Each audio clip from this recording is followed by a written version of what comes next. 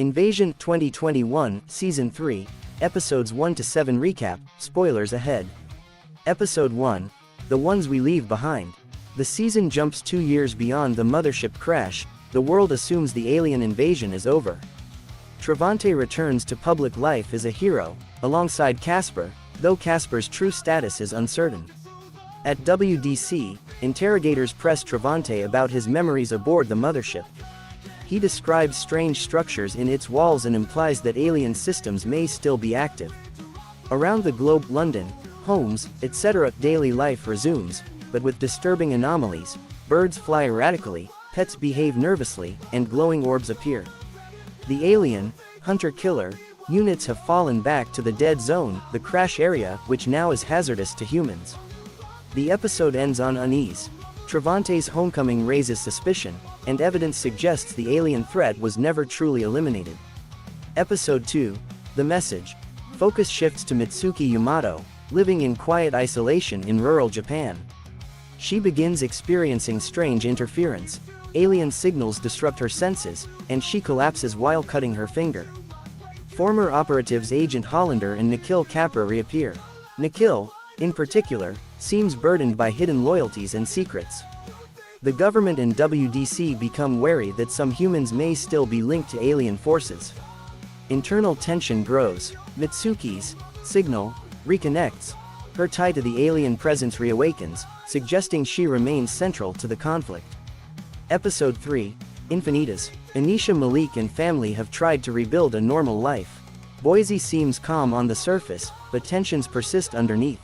Travante and Jamila arrive seeking Anisha's help. They believe her connection to Casper, Luke, and the alien signal is key. Anisha struggles.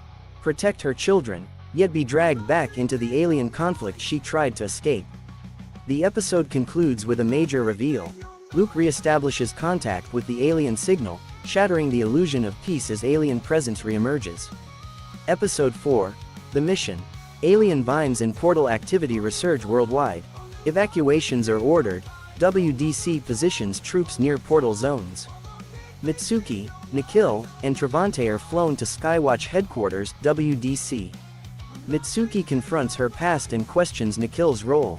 Travante recalls visions from the mothership, spectral patterns, frequencies, and how Casper's EEG signals interfaced with them. The familiar, neurodarts, anti-alien weapons now fail.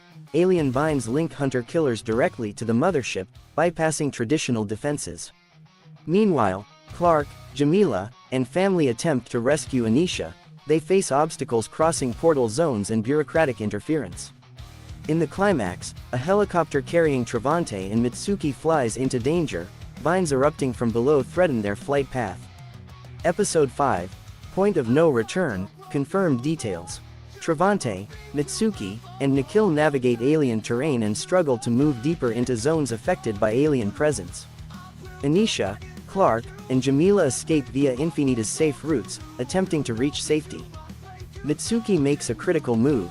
She grips an alien tentacle and becomes momentarily connected to the alien network. This causes a nearby hunter-killer to freeze, allowing her group to escape.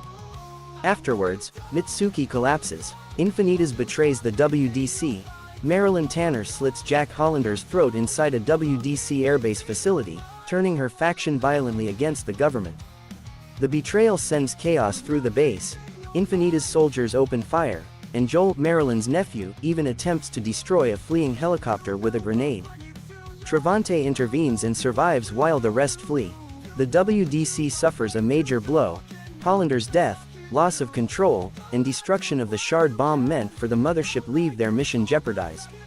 Episode 6, Marilyn. This episode dives into Marilyn Tanner's origin and how she emerged as the leader of Infinitas. We see flashbacks. Marilyn working as a secretary, dealing with societal limitations, and her transformation during the initial invasion events. Joel, Marilyn's nephew, son of her sister Angie, is revealed as a central figure. His tech skill and grief fuel Infinitas' leaks and radical agenda. In the present, Marilyn positions herself openly against WDC, setting up conflict and consolidating her cult's power. Episode 7, Marilyn and Infinitas set an ambush to target Travante and WDC soldiers to free Joel and disrupt WDC operations. Internal distrust surfaces.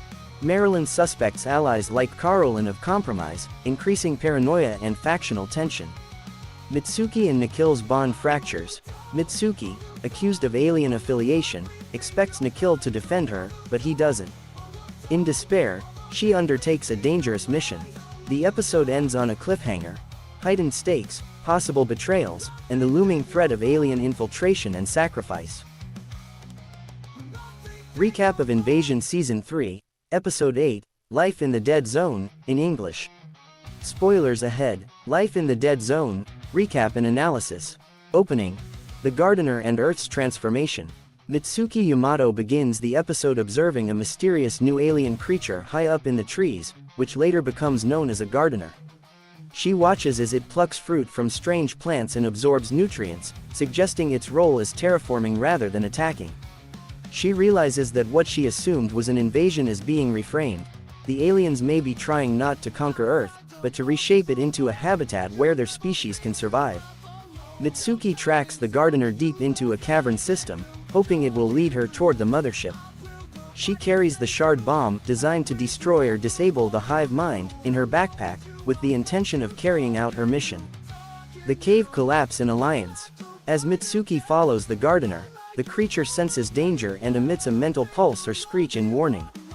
Instinctively, she resists being repelled. She warns the alien that such attacks won't work on her in the same way. The cavern collapses, trapping both Mitsuki and the gardener inside. The alien is injured in the collapse, and Mitsuki helps it despite the danger. They form a fragile pact. Mitsuki assists the creature, and in return it will help guide her onward. The gardener uses its long appendages to pull Mitsuki up, though she loses her oxygen tank and respirator in the process, leaving her extremely vulnerable to the toxic air of the dead zone. Encounters and conflict with Infinitas. Once outside, Mitsuki pursues the gardener through forested terrain toward the mothership, following its blood trail. She comes across a crashed WDC aircraft and finds the pilot's body suspended in a tree. On inspection, the pilot's veins are blackened, evidence that the air in the dead zone is toxic and has fatal physiological effects. As she scavenges the pilot's med kit, Mitsuki is ambushed by members of Infinitas, a cult-like group that worships the aliens. They tie her up, confiscate her gear, and bring her to a camp. In the Infinitas camp, the leader Carmichael appears, using a private oxygen tank while others suffer from lack of breathable air. Mitsuki is interrogated. Carmichael wants the shard bomb in her pack and questions her loyalties and motives.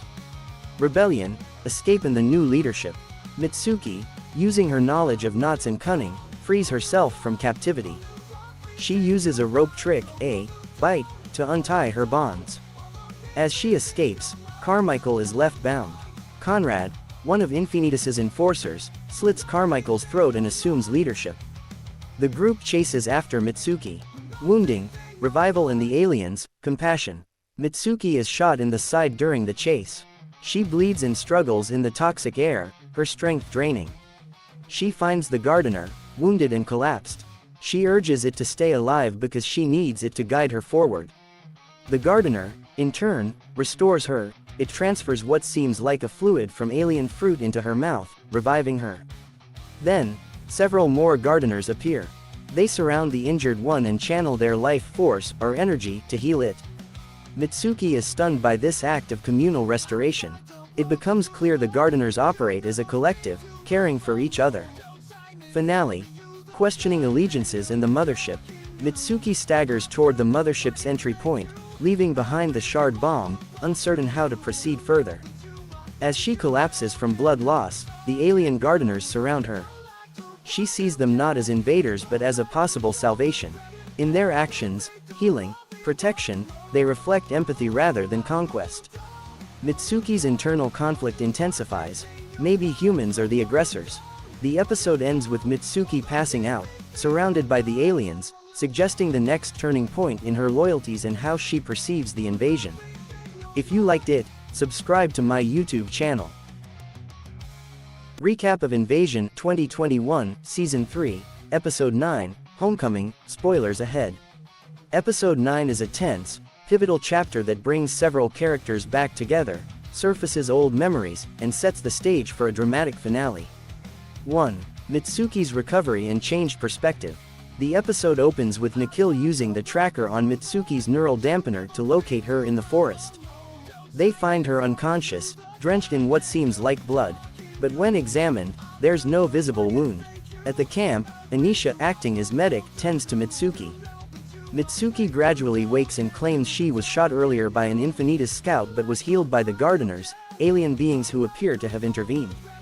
This revelation shifts how Mitsuki views the alien, other, suggesting she may move towards sympathy or at least a more complex relationship with them.